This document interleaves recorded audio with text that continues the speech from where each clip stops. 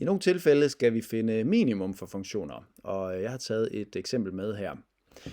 Så det her er en opgave her, hvor vi får at vide, at overfladearealet a af x af en kasse med rumfang 200 kubikcentimeter kan bestemmes ved den her funktion, hvor x betegner højden og bredden. Det kan vi se på figuren her, både højden og bredden på kassen. Så det er vist her. Og vi skal så benytte differentialregning til at bestemme x, sådan at overfladearealet bliver mindst muligt. Så hvad skal x egentlig være, når rumfanget skal være det her 200 kubikcentimeter? Så det er en situation, hvor vi skal bestemme et minimum, altså et sted, hvor a af x er minimal. Og lad os lige se på grafen for funktionen a af x er. Nu har jeg jo gemt den i Inspire ved at trykke kolon lige med, så nu kan jeg bare skrive a af x her. Jeg er kun interesseret i positive x-værdier. Det giver ikke mening at have en negativ bredde eller højde her.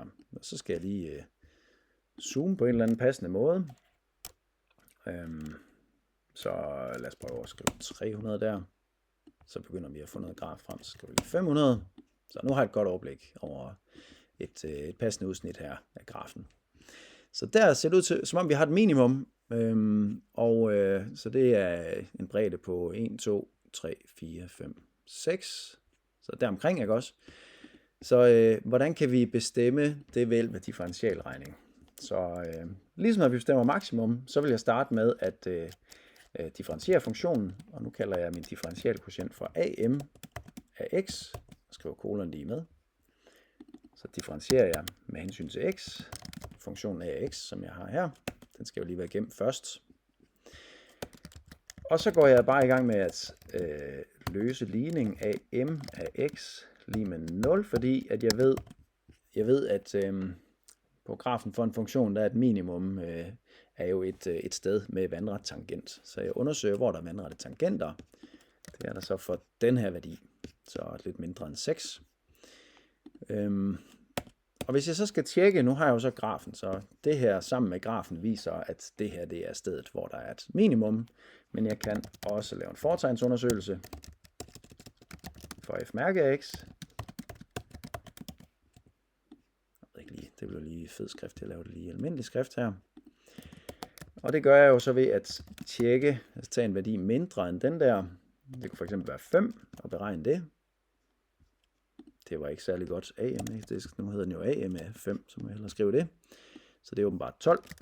Og så kan jeg tage en værdi, som er større end det der. Det kunne bare være værdien 6. Og så finder jeg, at det er et positivt tal. Så det her, der står negativt, så A af x er aftagende for x mindre end værdien der. Og så kunne jeg lige være doven og kopiere den her formulering. Så her skal stå positiv. Altså det her tal er positivt. Så a af x er voksende for x. Og så er det jo så større end den der værdi. Og når tangenthældningen her er negativ inden, jamen så må den jo grafen være på vej nedad inden den her x-værdi, og så er den positiv derefter. Derfor må den være på vej opad efter den her x-værdi. Så det her, det er den x-værdi, der gør, at overfladen bliver mindst muligt. Altså, vi skal altså vælge, at bredden skal være, nu er det i centimeter, bredden skal være de her 5,848 cm, eller måske bare 5, lige knap 6 cm, så passer det. Så altså er den søgte x-værdi, den der, jeg skulle kun lige have tallet med,